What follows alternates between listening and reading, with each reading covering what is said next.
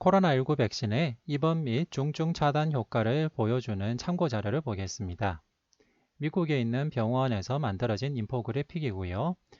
코비드-19 입원 환자들 중 백신 접종자와 백신 비접종자의 비율을 보여주고 있습니다. 보면 코비드-19 입원 환자 중 다수가 비접종자였고 소수만이 접종자였습니다.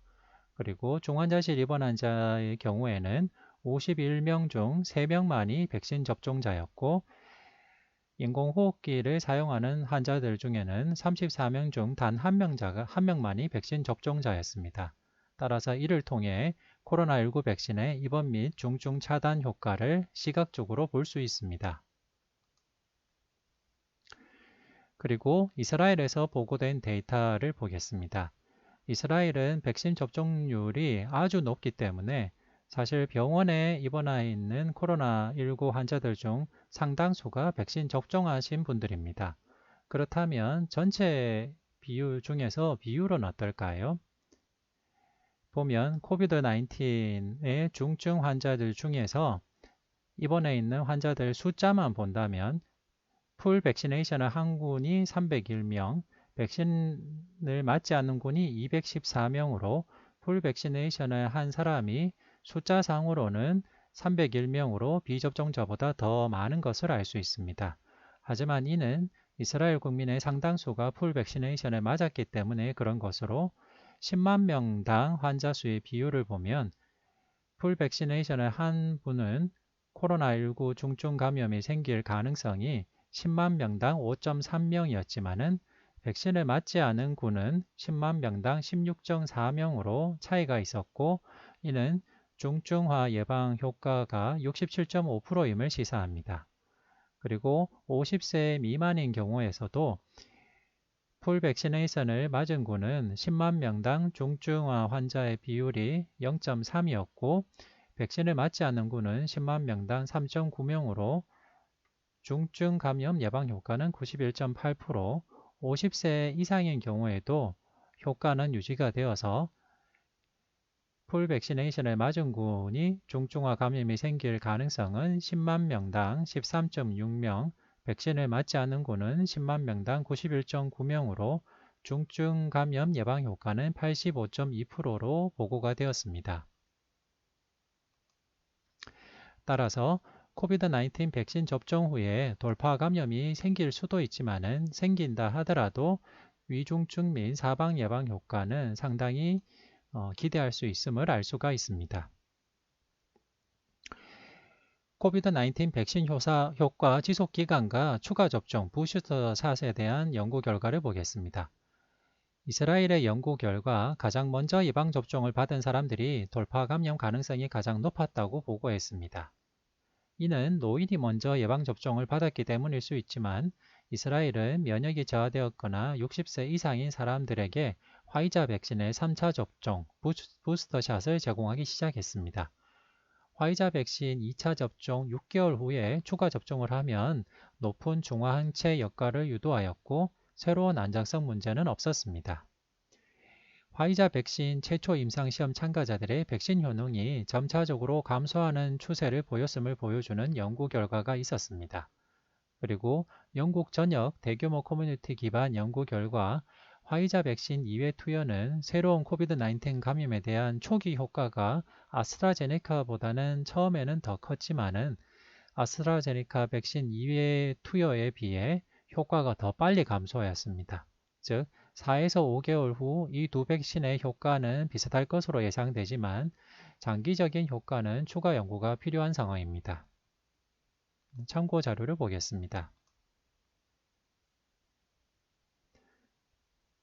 네, 방금 전 말씀드렸던 연구 결과를 시각화한 그림인데요. 화이자와 아스트라제네카 접종 5개월 뒤엔 예방 효과 역전 가능성이라고 기사가 나와 있습니다. 이것을 보면 화이자 백신이 처음에는 예방 효과가 아스트라제네카 백신보다 더 높았지만은 그것이 시간의 지남에 따라서 예방 효과가 떨어져서 약 3에서 4개월 사이에는 아스트라제네카 백신의 예방 효과와 거의 비슷해지는 것으로 추정이 되고 이후에 더 장기간 관찰했을 때 화이자 백신의 효과가 더 떨어질 수도 있겠다 추정이 되는 정도입니다.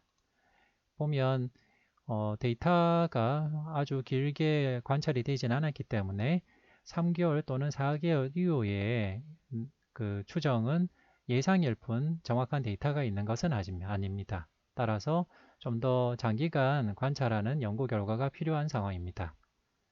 그리고 기존의 다른 연구 결과에 따라서 이스라엘에서는 60세 이상이거나 면역 저하자들에게 부스터샷을 주고 있습니다. 그 부스터샷의 효과를 시사하는 연구 결과가 기사로서 먼저 나왔습니다. 이스라엘에서 코로나 부스터샷 예방 효과 2차 접종의 4배라는 기사가 나왔는데요. 아직 연구 결과로서 발표되지는 않았기 때문에 기사로서 참고만 해도 되겠습니다.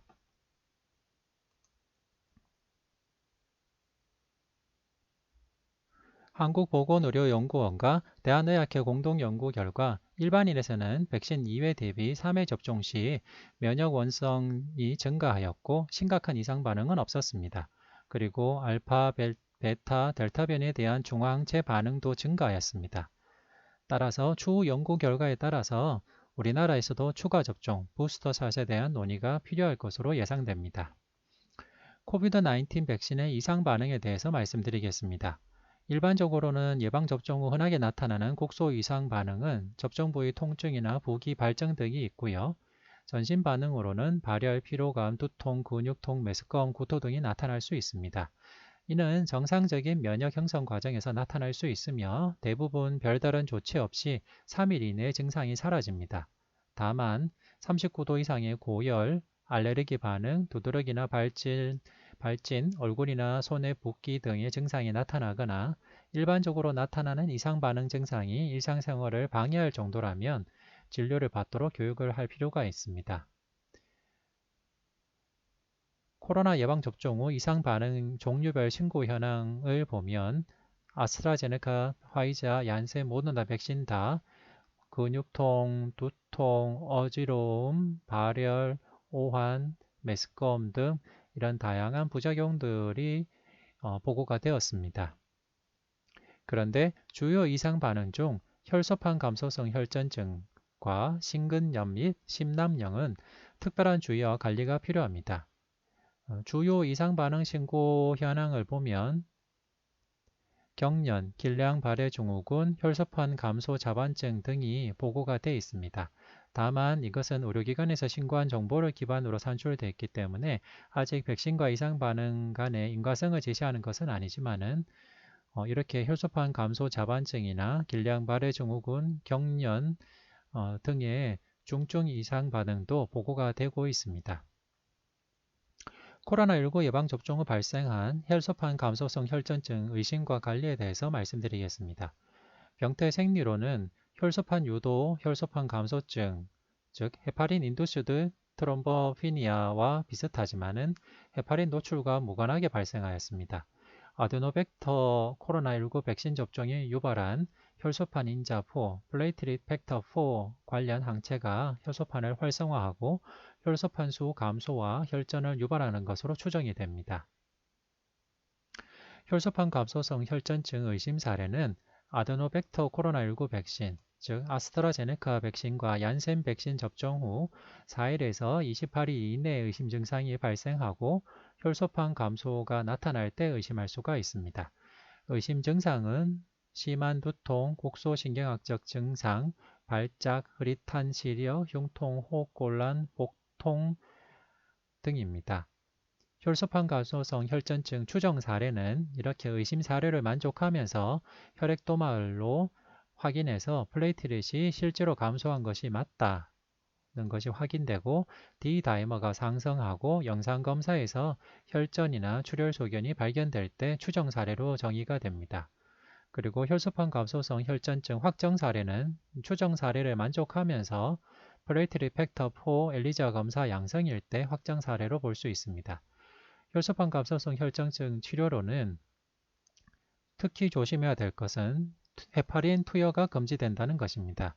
그리고 혈소판 수혈도 금지가 되고 우선적으로는 리바록서반, 아픽사반, 에독사반 같은 노악을 사용하는 것이 권고가 되고 혈액분해 전문의의 의뢰와 IVIG 사용이 권고가 됩니다.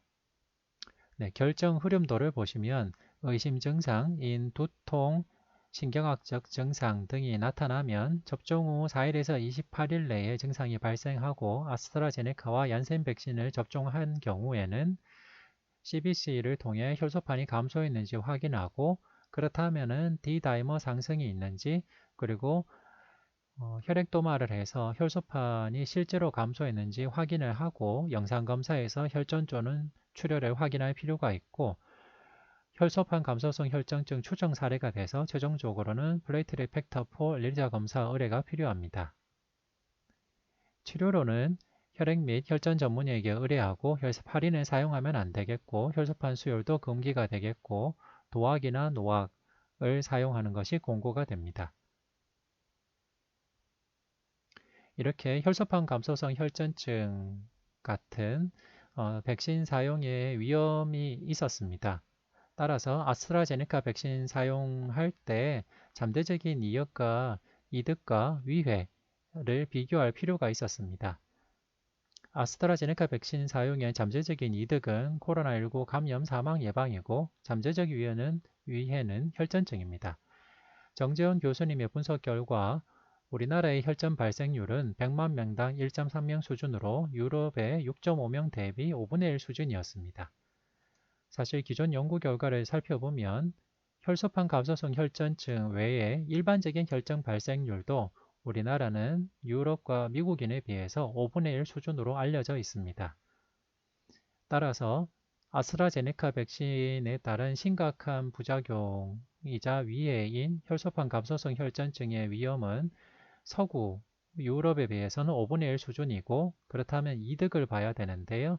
백신으로 인한 이득은 코로나 바이러스 감염자 수가 유럽보다는 적기 때문에 이득도 유럽보다는 조금 더 적다는 것을 알 수가 있습니다. 따라서 우리나라에서 아스트라제네카 코로나19 백신에 접종했을 때 백신으로 인한 이득인 코로나19로 인한 사망 건수의 감소와 그리고 매우 드문 혈전인 혈소판 감소성 혈전증으로 인한 사망자 수의 위해를 비교하는 것이 필요했었는데요. 이 연구 결과를 보시면 20대에서는 이득과 위험이 비슷한 것으로 나타났습니다.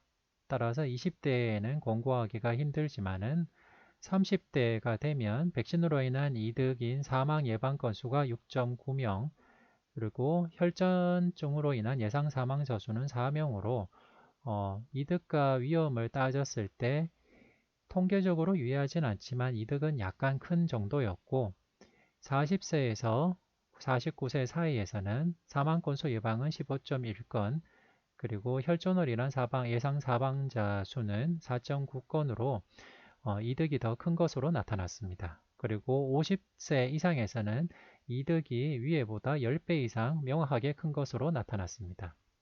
따라서 정재훈 교수님의 분석 결과 내린 결론은 아스트라제네카 백신 사용의 잠재적 이득 위해 비교 분석 결과 30세 미만에서는 위험과 이익을 견주기 어렵지만 50세 이상에서는 이익이 위험을 압도하였다라고 결론을 내릴 수 있었습니다. 코로나19 예방접종 후 발생한 심근염 및 심낭염 의심과 진단에 대해서 말씀드리겠습니다.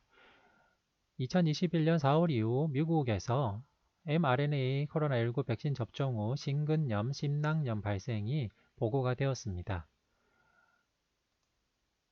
심근염 및 심낭염 환자들의 특징을 보려면 주로 16세 이상의 남자 청소년과 젊은 연령층의 남자에서 발생하였고 mRNA 코로나19 백신 접종 후에 발생하였고 1차보다 2차 접종 후에 더 많이 발생하였습니다. 그리고 일반적으로 백신 접종 후 수일 이내에 발생하였고 대부분의 환자는 치료와 휴식 후 빠르게 호전되었고 호전된 후 정상적인 일상 활동이 가능했음을 보고했습니다. 심근염 및 심낭염의 주요 증상은 가슴 통증, 압박감, 불편감, 호흡곤란, 호흡시 통증 등이 있는데요.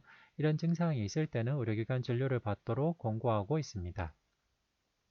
심근염 의심 증상인 가슴 통증, 호흡곤란, 심계항진, 실신 등의 의심 증상이 있으면 트로포닌 혈액 검사를 하고 트로포닌이 상승되어 있으면 심전도나 심초음파, 심박도 모니터링을 통해서 검사에 이상이 있는지 확인한 다음에 ST 분절 혹은 T파 이상 또는 PSVT, 부정맥 등의 이상 소견이 나타나면 추정 사례로 보게 되겠고 심장 MRI 검사 등을 통해서 심근염 소견을 확인하게 되면 확진 사례로 가게 됩니다.